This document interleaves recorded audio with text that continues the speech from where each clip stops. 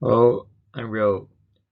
This time I would like to give a presentation on gun control overview.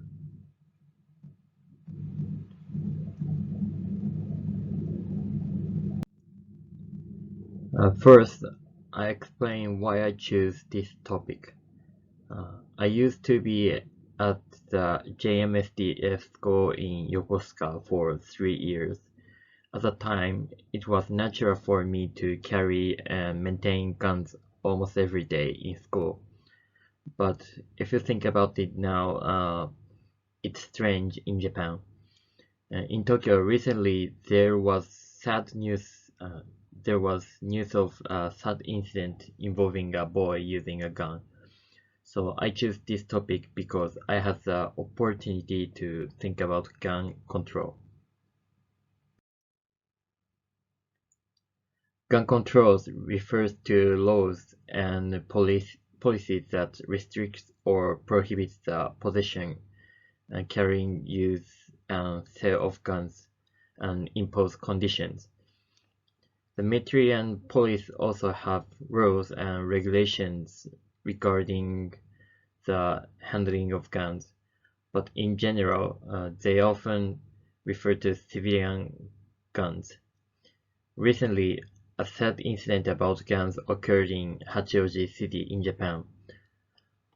Although gun control in developed countries tends to be tightened, sad cases of guns have often occurred.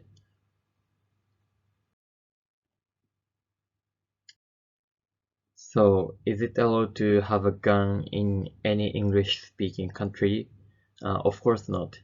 For example, Britain is one of the top countries in the world with stricter gun control along with Japan.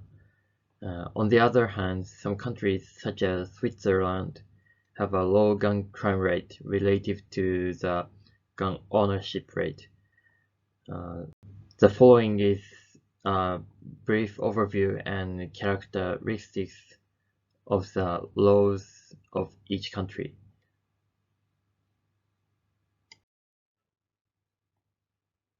British gun control focuses on how to ensure public safety from gun threats and how to prevent gun casualties. Since there is no strong pressure group in the UK like the National Rifle Association in US, there is no lively debate between those who support gun control and those who own guns. The UK's gun control is one of the strictest in the world, like Japan. On the other hand, since sports hunting such as fox hunting and shooting competition are traditionally popular, certain consideration is given to obtain, obtaining a permit. Gun ownership is quite high in Europe, and this is because of the sorry, gun ownership is quite high um, in Finland and Switzerland in Europe. This is because of the universal conscription.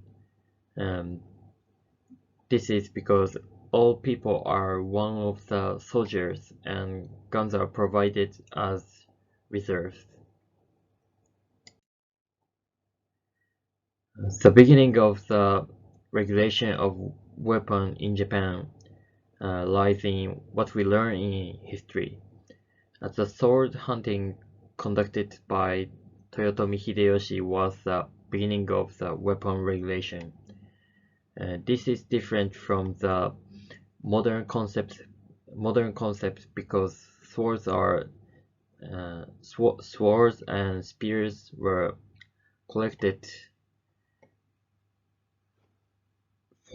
from farmers for the purpose of suppressing rebellion, but it is common in terms of large-scale law. In 1945, in the turmoil of the defeat, a large number of military guns were stolen from the old Japanese army. After the military gun positions subsided, illegal gun position centered around gangsters and some civilian modified and imported pistols. To date, few Japanese political parties or politicians have opposed gun control. As a general rule, possession is prohibited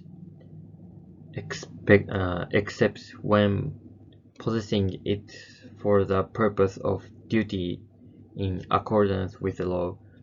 This is a strict regulation in the world, and the ratio of firearms in Japan murder cases is 3.5%, which is the second lowest in the world.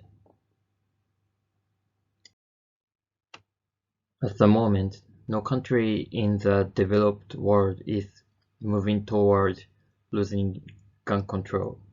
So it seems that the world is moving toward tightening gun control. However, to that extent, it seems that police officers and law enforcement officers are becoming more heavily armed. This seems to be a countermeasure against terrorism and some heavily armed criminals. The data show that it is effective to keep guns away from civilians to reduce gun crime. But I think it's also dangerous to know nothing about guns. Of course, it's difficult for us who can't touch a gun at all. From the perspective of us Japanese, knowing that there are values in the world that possessing a gun is a right and a culture. And while recognizing the necessity and danger of it, the current low crime rate is important to maintain. Thank you for listening.